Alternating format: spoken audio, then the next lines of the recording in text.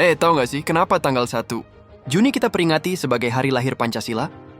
Ceritanya panjang dan seru loh. Yuk, kita kupas tuntas bareng-bareng. Semuanya berawal di tahun 1945, pas Jepang udah mulai kepepet di Perang Dunia II. Mereka janjiin kemerdekaan buat Indonesia dan membentuk yang namanya BPUPK, atau Badan Penyelidik Usaha-Usaha Persiapan Kemerdekaan. Nah, tugas utama badan ini adalah nyiapin dasar negara buat Indonesia merdeka nanti.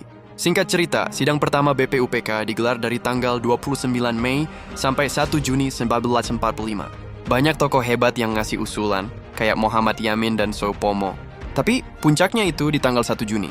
Di hari itulah Bung Karno dengan pidatonya yang berapi-api untuk pertama kalinya memperkenalkan konsep dasar negara dengan nama Pancasila.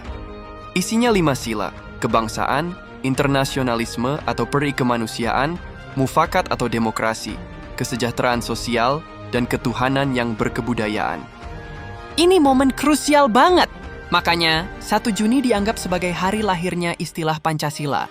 Setelah BPUPK bubar, dibentuklah PPKI, Panitia Persiapan Kemerdekaan Indonesia. Di sini, Pancasila yang kita kenal sekarang mulai terbentuk final. Rumusannya disempurnakan oleh Panitia 9 dan akhirnya disahkan dalam sidang PPKI tanggal 18 Agustus 1945 sebagai dasar negara yang tercantum di pembukaan UUD 1945. Nah, di era Orde Lama di bawah kepemimpinan Soekarno, tanggal 1 Juni itu diperingati besar-besaran sebagai hari lahir Pancasila. Soekarno bahkan menetapkannya lewat keputusan presiden. Ini adalah cara beliau untuk terus mengingatkan rakyat akan akar sejarah dan spirit lahirnya dasar negara kita. Tapi, pas masuk era Orde Baru di bawah Soeharto, ceritanya jadi beda. Pemerintah Orde Baru lebih menonjolkan tanggal 1 Oktober sebagai Hari Kesaktian Pancasila untuk mengenang peristiwa G30SPKI. Peringatan 1 Juni seakan-akan dihilangkan dan dianggap bisa memecah belah karena menonjolkan peran satu orang, yaitu Soekarno. Selama puluhan tahun, hari lahir Pancasila seolah terlupakan. Baru deh di era reformasi, wacana untuk mengembalikan peringatan 1 Juni menguat lagi. Dan akhirnya di tahun 2016, Presiden Joko Widodo secara resmi menetapkan 1 Juni sebagai hari lahir Pancasila dan menjadikannya sebagai hari libur nasional.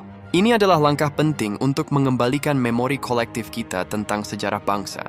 Jadi kesimpulannya, hari lahir Pancasila itu bukan sekadar tanggal merah. Ini adalah pengingat akan proses panjang, perdebatan sengit, dan kompromi para pendiri bangsa dalam merumuskan ideologi yang menyatukan kita semua. Dari pidato Bung Karno di BPUPK sampai jadi dasar negara yang kita pegang teguh hari ini. Jadi selamat hari lahir Pancasila ya. Mari kita jaga dan amalkan nilai-nilainya.